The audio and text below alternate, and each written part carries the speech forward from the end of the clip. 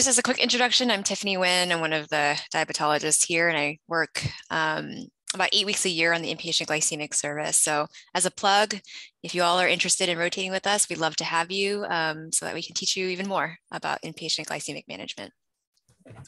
So I will be doing the basal bolus insulin management, which is the bread and butter of what you all probably already do, but I'm hoping to just give you a few more strategies and tips to help with thinking through how to change your patient's insulin regimens in the hospital. So I'll read the first case and then we'll start the interactive part. So this is a 79-year-old man with type 2 diabetes, about 10-year duration, and he's on insulin. He has hypertension, CAD, CHF, and obesity, and he was admitted for volume overload and CHF exacerbation. And his home regimen that he reports is Glargine 24 units in the morning. And you were asked to help with his glycemic management in the hospital. So the first open-ended question, I was just hoping to get a few people's thoughts about what else would you like to know about this patient?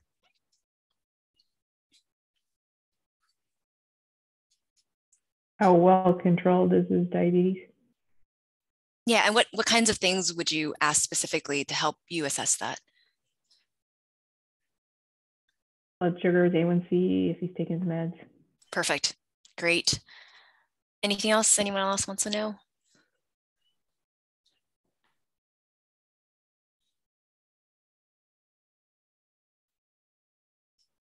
What his diet is like at home and what kind of diet we're going to order for him here in the hospital.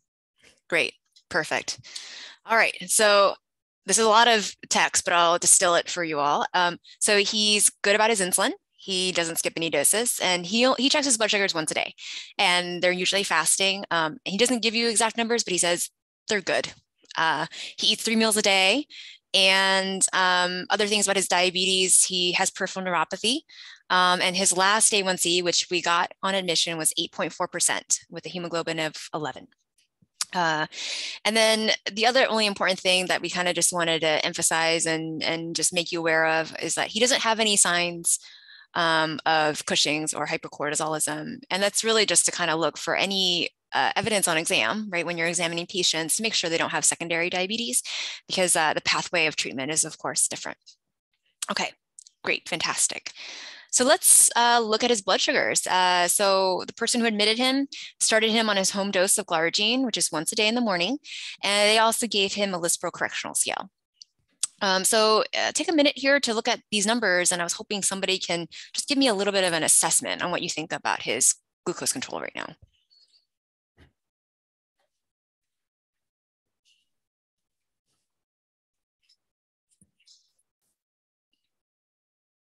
I feel like he's on probably too high of basal and no prandial.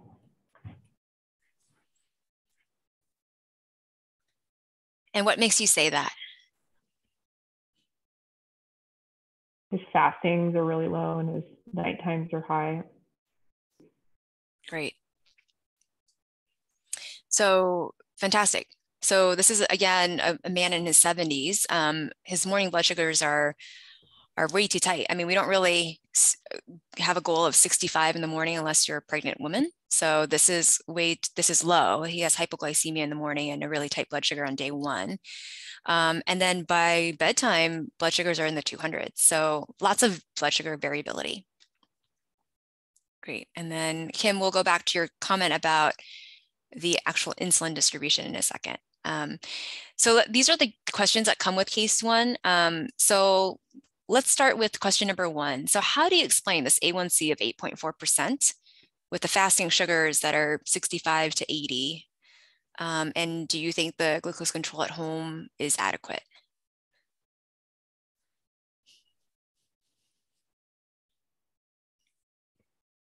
I think he's probably quite variable in his blood sugars.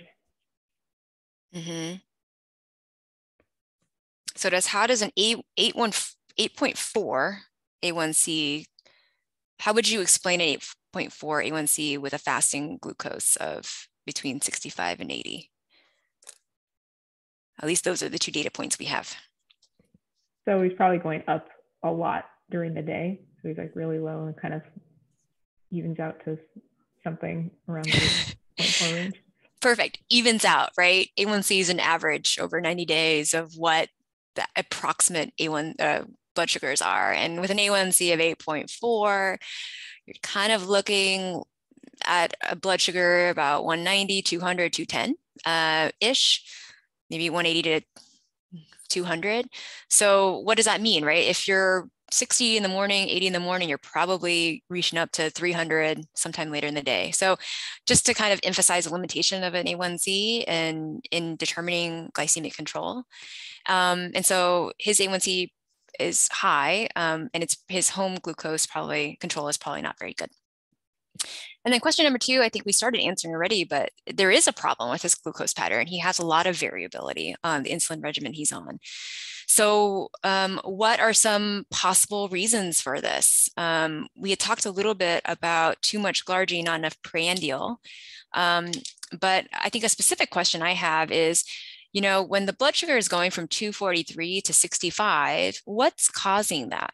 Do you think it's the too much glargine, or do you think it's this 2 units of Lispro here? And how would you, somebody said glargine. Who said glargine? That was me. I think about glargine or kind of bolus or basal insulin as really looking at the difference between the QHS and the fasting. And so if there's a big drop between QHS and fasting, that suggests the action there of the basal insulin.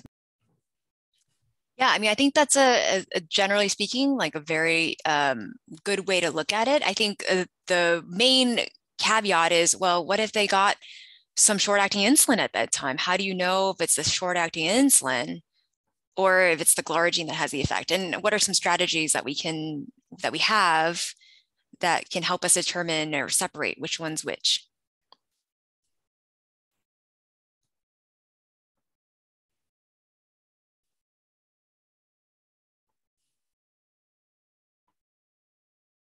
Okay, here's another question. How long does Lispro last?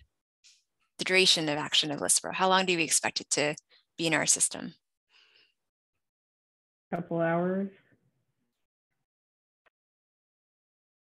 So it's about 4 hours, maybe 5 at the most. So something I don't love the idea of doing in a 70-something-year-old guy, but if you had a 2 a.m. blood sugar and say it was 180, or let's just say it was 150, and then you have a blood sugar in the morning that was 65, the only insulin on board between 2 a.m. and the morning is actually the glargine, right? Because the Lispro has already kind of started and left by the time the 2 a.m., after the 2 a.m. blood sugar. So that's one way that you can tell. The other way is to calculate his insulin sensitivity factor. Does anybody know about that or know how to do that?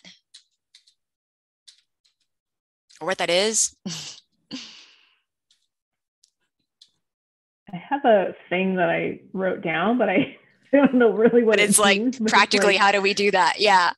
So let's talk a little bit about that, because I think it's a really good tool that if you know how to use, you could use it in a way that may allow you to help with this. So this is called the rule of 1500 and the rule of 1800. And I usually use 1500 for patients with more insulin resistant diabetes, like type 2 diabetes, and a rule of 1800 for patients with type 1 or insulin sensitive diabetes.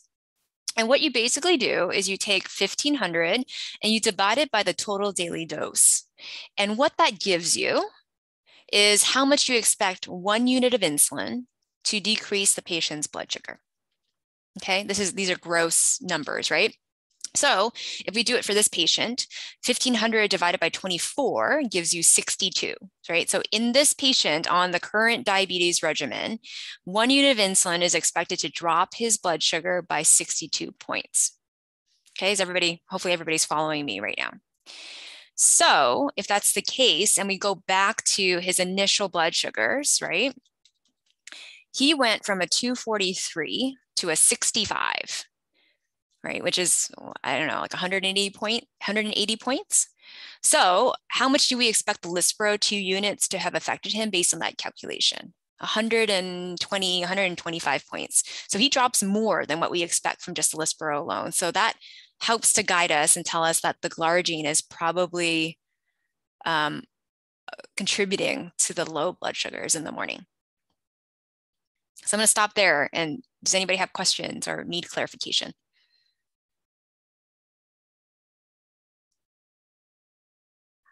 Okay. So does anybody have a sense of how you would rearrange his insulin or do this differently? How much glargine would you give him? How much would you start prandial insulin?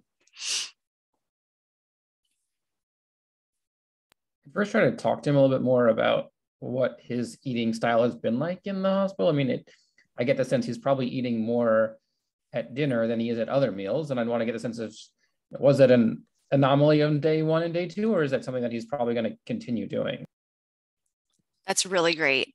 So as you can see, there's a huge jump after dinner, which tells you that he probably has the biggest meal there, the highest carbohydrate meal there. And is that going to be consistent, or are we going to be changing his diet? I think, Kevin, you asked about what his diet was. I don't actually have that information, but say he was on like a regular diet or a heart healthy diet, something like that, low sodium diet. He could just be ordering the majority of his carbs here, in which case you want to give him more probably prandial at dinner than with, breakfast or lunch. So great. Would you lower his glargine? And if so, by how much?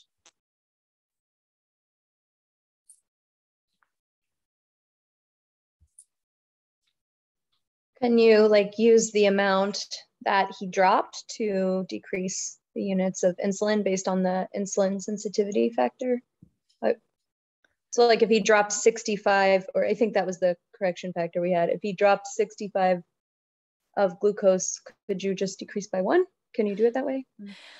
You can use that as a method for sure. I think the only thing that I would say for this patient is that if we presume that he did eat a little bit for breakfast and for lunch, that this glargine is probably also covering some of this mealtime insulin too, right? So he's what we call over basalized, and the basal insulin is actually covering what a prandial insulin should be utilizing. So one of the strategies that I try to use is if we're going to add prandial insulin, we definitely want to subtract it from the basal insulin. So if he's going to get, say, 2 units with breakfast, 2 units with lunch, and maybe 4 units with dinner or something, then we want to separate. We want to make sure that that is taken out from his basal insulin, because we think that his basal insulin is starting to cover for some of that. There's a lot of ways to do this. So it's good to talk about kind of what the logic is behind it and the strategies to see. Lindsay, with your suggestion, we wouldn't probably get his glargine down quite enough, because we wouldn't be able to account for these, for how much the glargine is doing there. But I think that it's a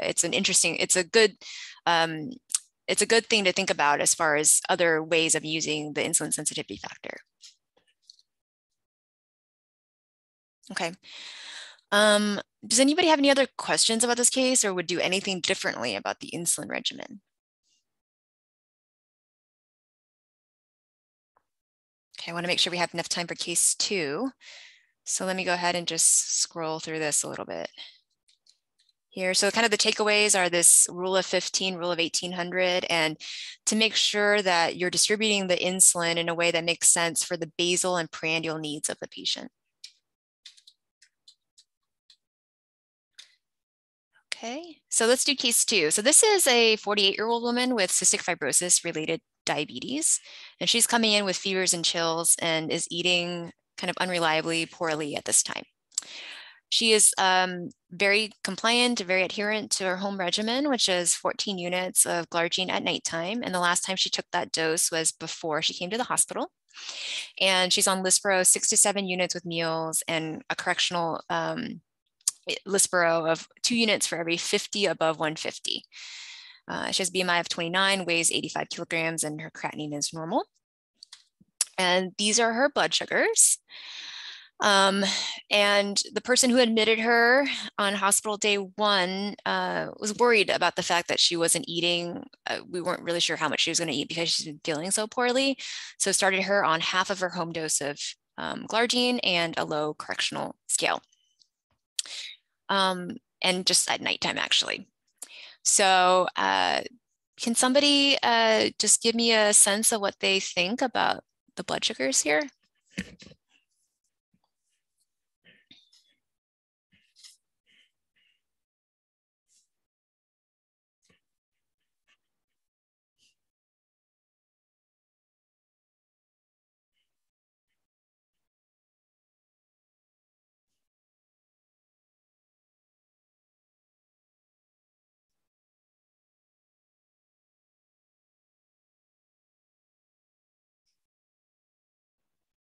Her sugars are really high. The glargine 7 units seem to be covering her for a day 2 because her fasting sugars are in the 260s. And she's not, it doesn't look like she's getting any insulin for the low dose correction. She got just 3 units for the nighttime. I guess they didn't do a mealtime low dose correction for her. Got it. Yeah. Yeah. Good. So basically, after this pretty good pre-lunch, she's just had global hyperglycemia. So how would you explain this rise from pre-lunch to bedtime here?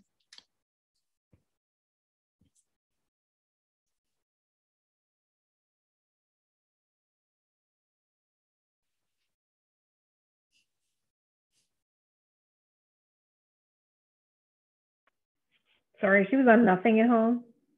She was on 14 of glargine at nighttime, and then Lispro 6 to 7 units with meals.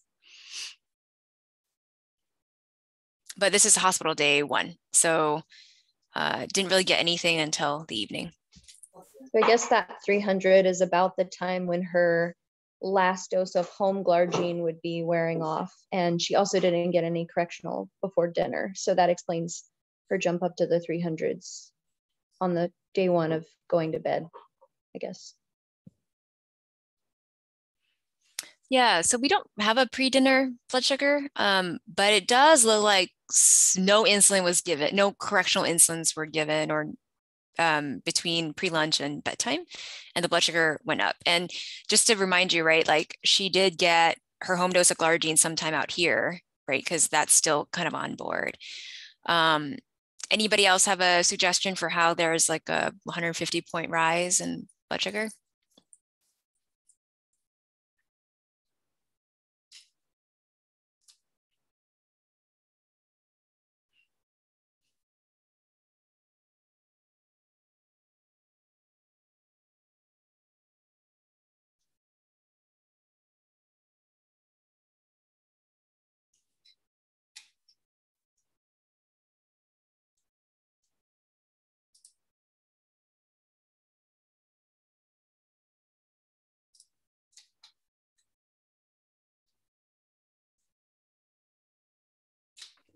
So what we I have no idea. Oh, you have no idea. So when we see something like this with no insulin coverage, it says that she was eating poorly, but it doesn't mean that her intake is 0. And so what we would presume is that she probably ate something here. And many times when people aren't eating well, sometimes they're eating things that they can keep down, right? So that might be Jello with sugar or juices or puddings. It could be very, very high carbohydrate, simple carbohydrate foods. So what we're trying to get at here is that she's probably taking in something, and it would be really important to kind of figure out what that is. So what do you think about her glargine dose, and how would you dose her differently, if at all, tonight and day 2?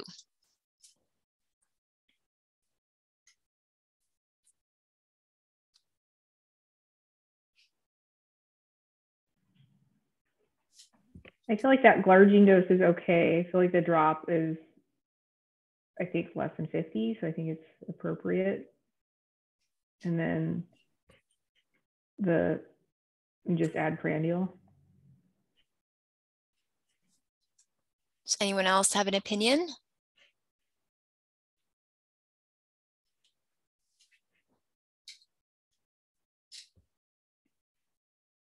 So for this patient, it's actually kind of interesting, right? Because she actually got 3 units of Lispro here and dropped just slightly, but remained really high throughout the day. So I would actually say that she probably needs more glargine because the 7 units probably isn't going to be enough to cover her basal needs. So I would say that we should consider at least increasing her glargine to the total amount of insulin that she got here overnight, which is 10 units. Many people might even say that we can probably even go back on her home dose of insulin. As somebody who's a pretty conservative provider, I would probably just start with between 10 and 12, but it wouldn't be unreasonable to go all the way up to her home dose of 14, especially given that here, when she wasn't eating super well, her pre-lunch was just fine. And I agree that some prandial insulin might need to be added, but it would require some more conversation with the patient as far as what exactly is being eaten and how often. Okay. And what do you think about her basal insulin as it relates to her weight in kilograms? What do you think of her Lispro correctional factor? Do you think it's appropriate that she's getting 1 unit for every 25, or sorry, 2 units for every 50 above 150? And, which Lispro correctional factor would you put her on? So let me just forward here in this slide deck a little bit. So for question 3, what do you think about her basal insulin dose relative to her weight? I went ahead and did this calculation for you guys, but so based on her glargine of 14 units, she's on 0.16 units per kilogram. Does anybody have a sense of, approximate weight-based basal rates based on patients who have type 1 versus type 2 diabetes, or, insulin naive versus have been on insulin? Do you have any rough numbers in your mind?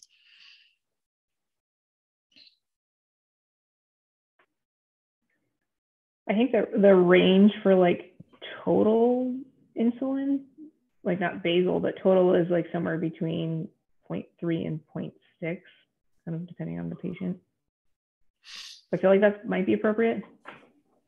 Yeah, that's interesting. Yeah, I mean, I think 0.3 to 0.6, huge range. And I would say that for a lot of patients, it probably does land somewhere around there. Something that I usually think of is for patients that are very insulin sensitive, meaning that, 1 unit of insulin really affects them quite a bit. A good starting place would be 0.1 units per kilogram. So that would be patients like lean type 1 patients with type 1 diabetes. And then once you start thinking about patients with CFRD or cystic fibrosis related diabetes, it's very patient dependent. So remember the mechanism of how the pathophysiology of how CFRD works. There's actually destruction of the pancreas. So a lot of times you'll see a lot of like supply and demand issues with patients with CFRD, especially in the context of eating really, really high caloric dense foods for nutrition. So many of these patients actually need more prandial insulin than basal insulin, and some actually don't need any basal insulin. So for CFRD patients, you might see anything from zero insulin for basal to something higher, especially if they have some insulin resistance.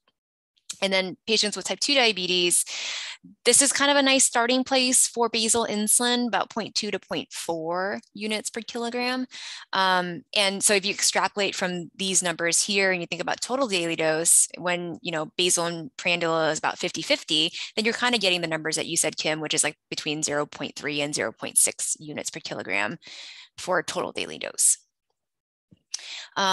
And then just like the last point of this case is that, this patient also may have slightly different insulin needs while in the hospital because she's stressed. She has probably a respiratory infection or some sort of infection brewing because of the fevers and chills that she came in with.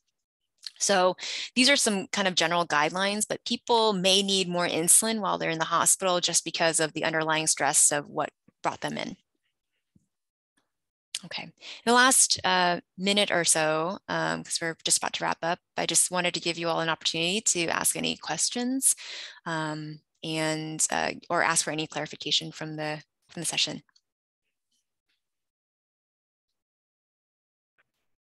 When we're doing this and making these changes to patients that are in the hospital, do we send them back on their home reg when they get discharged?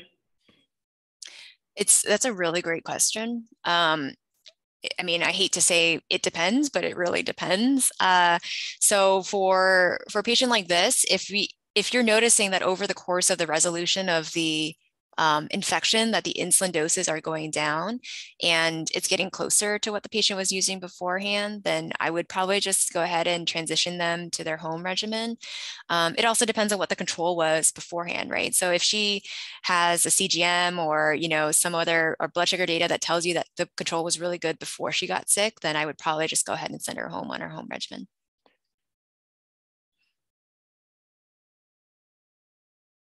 All right.